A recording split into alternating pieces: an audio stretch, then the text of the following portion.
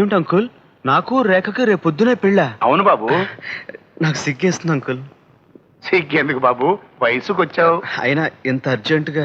పుష్కరాలు వస్తున్నాయి కదా, రేపు తప్పితే మళ్ళీ సంవత్సరం దాకా పెళ్లిళ్ళు చేయకూడదంట. అయితే అంకుల్, అమ్మకి అక్కకి ఒక మాట చెప్పి.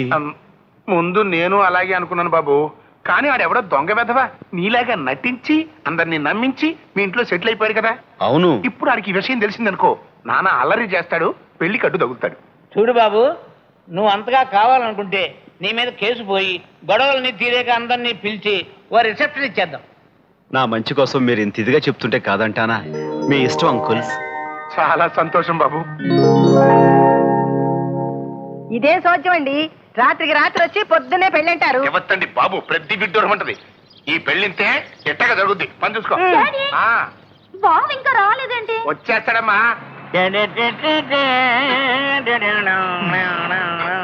పాపి అంకుల్ అర్జెంటుగా కారు ఆపమని చెప్పవా? ఏంటి బాబు అలా బిగబడుతున్నావు, మెలికలు తిరిగిపోతున్నావు? ఏం జరిగింది? ఇంతవరకు ఏం జరగలేదు అంకుల్. కాసేపు ఆగితే పెళ్లి బట్టలు తడిచిపోవచ్చు. అబ్బా అబ్బాయి, ఇదిగో డ్రైవర్, కార్ పక్కన సార్ చేసి వెళ్ళండి, తొందరగా వెళ్ళు. జానీ, వచ్చేసావా? పెళ్లి కొడు గడపలో అద్దరిపోయావు. ఈ డ్రెస్ లో నువ్వు చాలా అందంగా ఉన్నావు. ఎందుకున్నా? ఇద్దరం షేమ్ టు షేమ్ కదా. సరే సరే, ముహూర్తం టైం అవుతుంది, ముందు నువ్వు బయలుదేరు. అలాగే రావయ్యా బాబు, రావయ్యా, అవతల ముహూర్తానికి టైం అవుతుంది.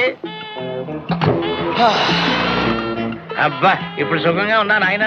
హాయిగా ఉంది అంకుల్.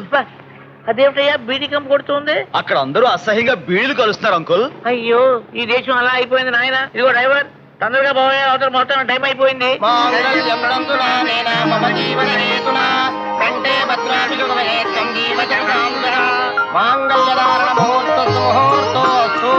శతమానం భవతి శతాజం పురుడ శతేంద్రియ